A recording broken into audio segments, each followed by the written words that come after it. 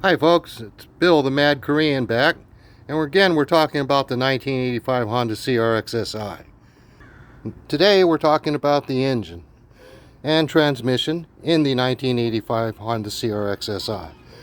Now this is a 1.5 liter 12 valve standard cam engine, single cam, no CVCC, so no controlled vortex combustion chamber, which means you don't have a tiny little thimble sized cup that is connecting to the combustion chamber that has a spark plug inside. Again, the CVCC was Honda's way to avoid having to use catalytic converters in the 1980s. And the CVCC engine ran so clean because of its lean burn technology that it was actually able to pass United States and California smog requirements without the use of a catalytic converter. Now, when Honda added fuel injection, removed the CVCC, made this a standard 12 valve head with one intake and two exhausts, and single overhead cam, they got rid of the CVCC, and because of that, they had to use a catalytic converter. So 1985 CRX SIs, 1986, 1987, and 1986 and 1987 Honda Civic SIs all have catalytic converters, whereas the standard DX CVCC engines did not need a catalytic converter. Now this is a very, very stout engine that Honda made. And again, Honda made motorcycles, so they like to build engines that rev. Pretty much every Honda ever built will scream and run right to its red line. Starting with the 1200s, the 600s, the CVCCs, every Honda built will go to its red line. This particular car has a 6,500 RPM red line, but these engines can be built to handle 8,000 RPM all day long. You only need to really change two things. One, you need to replace the valve springs because the valve springs are too weak, and if you go above 6,500 RPM, there is a distinct possibility you will float a valve. Now, the easy way and the cheap way to do this is the Honda Civic and CRX DX models came with one single large valve spring on each one of the valves. The 12 valve SI engine came with dual valve springs, so a smaller outer ring spring and then a little inner spring. Now all you need to do is make the top end 8,000 RPM capable, is replace the SI outer springs with the DX outer springs. So you take the DX outer springs, you use those in conjunction with the SI inner springs, and that gives you enough spring tension to handle 8,000 RPM. The other thing that you need to do in order to make sure that this engine can handle 8,000 RPM without blowing up is replace the rod bolts. Now the rods and crank are fine. They can handle 8,000 RPM all day long. The rod bolts are the weak area. And what you need to do is get a custom set of rod bolts from ARP and have those installed in your rods. With the much, much stronger ARP rod bolts, those rods will hold together and they will rev to 8 grand all day long. This is a popular mod. Other mods you can do, port and polish the head, install a big cam. I had a good stage tool bullfrog in my old Civic engine, which was basically a CRX engine that we had put into a 1984 Civic S with a ported and polished head by Todd McKenzie. And it also had a ported throttle body and larger injectors by RC Engineering. Russ Collins actually sat down with me and we talked for a long time, and he said, yeah, you can bore the throttle body, yeah, you can put in a bigger cam, and yeah, you can run the Integra ECU. So I actually was running an Integra ECU in my Honda Civic for over 75,000 miles, and it ran great. What you have to do is get the Civic engine to mimic the Integra engine. Now, just bolting an Integra ECU into a standard Civic Si is not going to do anything. Okay, and the other thing you need to understand is PGM-FI, program fuel injection, does learn. It does adapt. When I first put the modified Honda Civic engine into my Civic with the Integra ECU, it did not want to start. So you crank and crank and crank, it doesn't want to start. Then you crank some more, and it starts to catch and kind of run a little bit. And then you start it again, and it starts to catch, and right now the PGM-FI is learning. Okay, and after a while, the car would start, rev it out a few times, it would idle, and drive the socks off of it, and again, it will keep adjusting. So I ran an Integra ECU, which has a 7,500 RPM red line, as opposed to the 6,500 RPM red line in my CRX or my Civic, and with a big bullfrog cam that made power from 5,500 to 7,500 RPM. We estimate that the stock engine, stock CRX engine, was probably about 191 horsepower.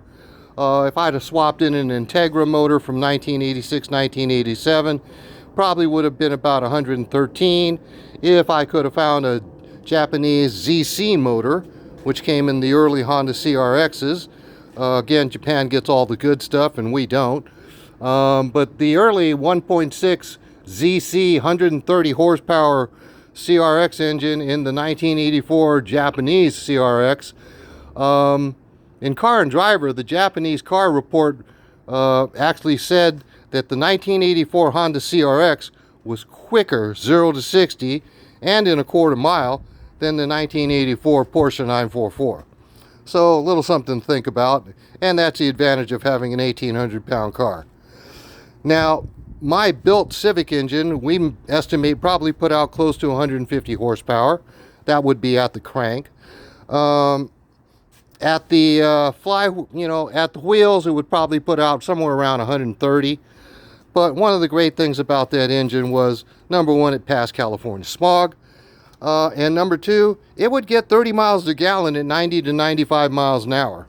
I would drive LA to Gilroy, 300 miles, blasting through the grapevine. You know, I like to mess with people's heads and actually accelerate up the hills. I'd pull into Gilroy into the gas station, 300 miles, 10 gallons, 30 miles a gallon, 95 miles an hour up Highway 5 in the center of California. So that's one of the reasons I did not bother to put an Integra motor in, was that I felt that the EW motor, with a little bit of building and a little bit of, research, could actually put out more horsepower, and it did. In my Honda Civic, which also had a 4.93 Mugen final drive and a Mugen limited slip differential, we probably estimate that car probably ran like a mid-13 quarter mile. Never really had it at the track, didn't really like tracking it in quarter mile. I was more of an autocross guy. But again, it did have probably about 150 horsepower, probably about 130 with the wheels, got great mileage, passed California smog, ran like a bat out of hell. Again, in the old days, RC Engineering, Russ Collins Engineering, the Suzuki guys, if you guys remember racing old Suzuki 4-cylinders, at the time, Russ Collins was modifying throttle bodies by boring them out. He also sold me a set of Lucas injectors, which were slightly larger than my Civic injectors, but not quite as large as Integra injectors. And the crazy thing about that was I was telling Russ Collins the specs on my engine, and Russ just sat there with a piece of pencil and a paper, with a pencil and a piece of paper, wrote out some numbers, and then looked at me and said, "This is what size injector you need." And Russ Collins knew what he was talking about, because the car ran great. Now, why did I run an Integra ECU? At the time, there weren't a lot of options at the time. So I wound up running the Integra ECU because it was a cheap and easy thing to do. Why did I know an Integra ECU would work? Well, because I was an assistant service manager for Honda in the 1980s, and I took the Honda PGM-FI class, program fuel injection. And I talked to the instructor there, and I told him what I planned to do, and he said, "Yeah, that should work." The other guy that said it would work, again, was Russ Collins. Now, why would I listen to a Suzuki guy named Russ Collins? Well, Russ Collins made his name drag racing Suzukis, But in the 1980s, he was actually doing work for factory Honda. And when I was down there talking to him about my 1984 Honda Civic S and the 1985 Honda CRX SI engine I was going to install in it, Russ had three Acura NSXs sitting in his parking lot that had been sent down by factory Honda to tune. They wanted to see what he could do to get more horsepower out of an NSX. So when Russ Collins says that something will work on a Honda, I took his word for it. Now, the transmission in this car, 1985 CRX SI, is a 5-speed manual. Save the manuals, please. But again, it is a 5-speed manual. The one difference that it has from, say, a standard DX CRX is it has a slightly higher final drive. So it basically allows you to stay in your power band. Most Hondas have a power band. If they have a 6,500 RPM red line like these cars do, most Hondas will have a power band from 4,500 to 6,500. And you can actually, if you're driving the car hard, you can actually feel the surge. You can feel the car start to pick up as it crosses 4,500 RPM. Now with a standard Honda Civic or Honda CRX DX, the final drive ratio is kind of low, to the point of where it actually allows the engine to drop more than 2,000 RPM between shifts. So you shift at 6,500 RPM and the car drops down to, 42, 4,100 RPM, 23, 2,400 RPM drop.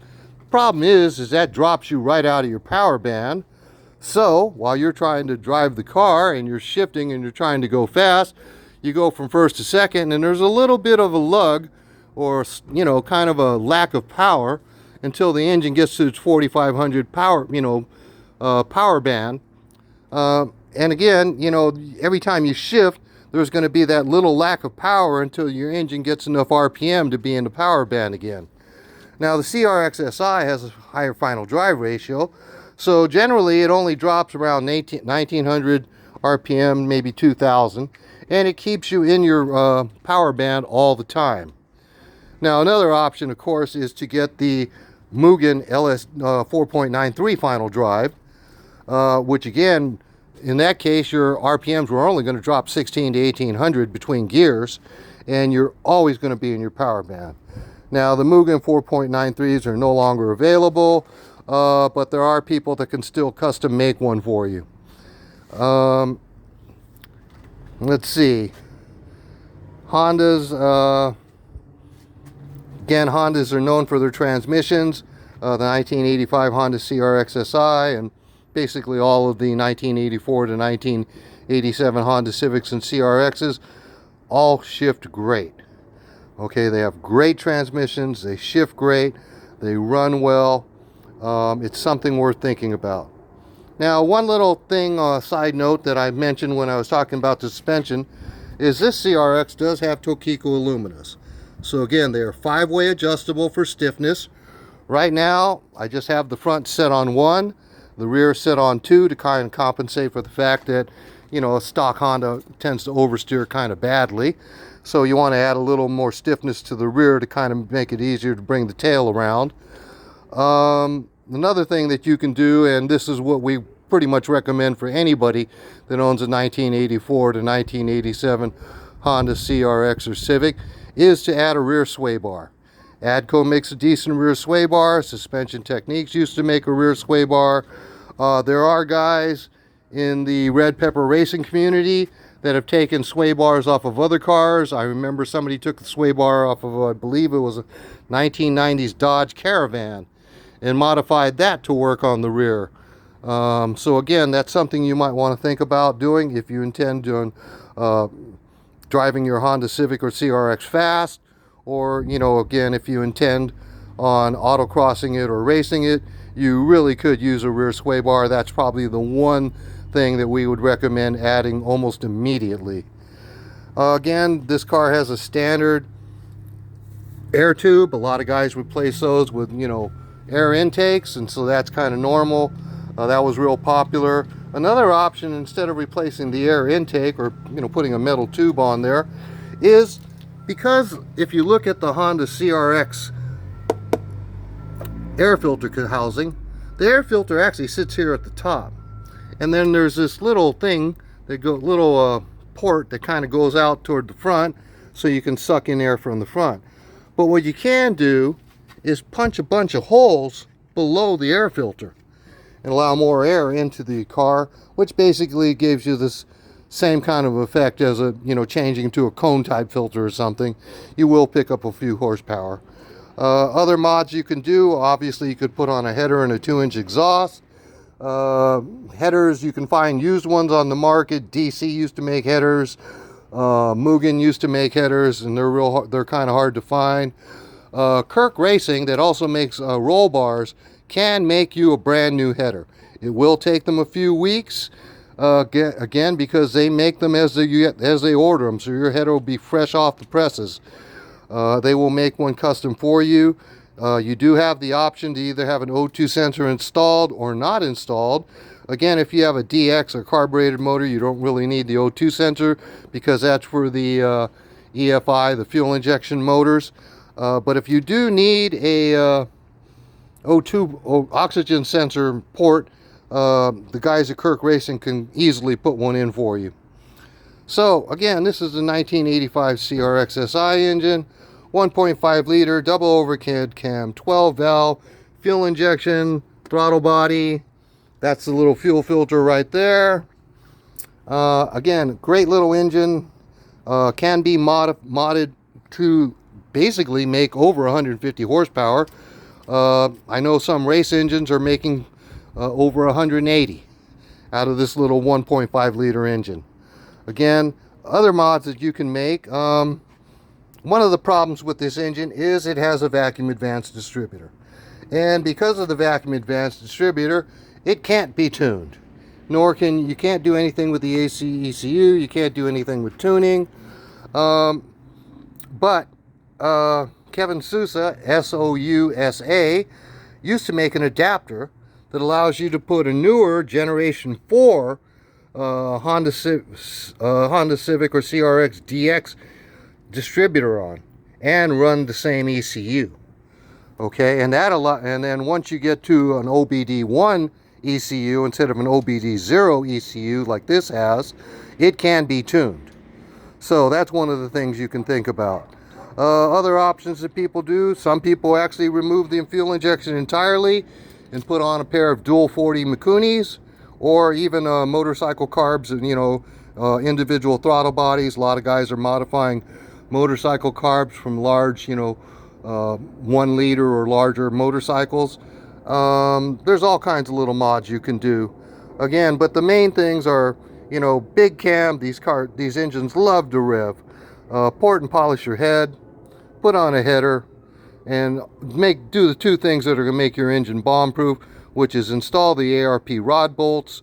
Again, that'll allow your rods to hold on all the way up to $8,000, and do the little DXSI inner-outer valve spring trick, where you use the outer valve springs or the single valve spring from a Honda Civic or CRX DX, and the inner valve springs from the Honda CRX SI, and the combination of the stiffer outer spring with the SI inner spring will keep your valves from floating and will allow you to rev this engine up to 7.5, $8,000 all day long. So again, this is Bill talking about the 1985 CRX SI. Anything else you want to know? Any comments? Please list them below. I'm sure always look at the comments, and love to hear what you have to say. Thank you very much, and we'll be back again talking about the interior.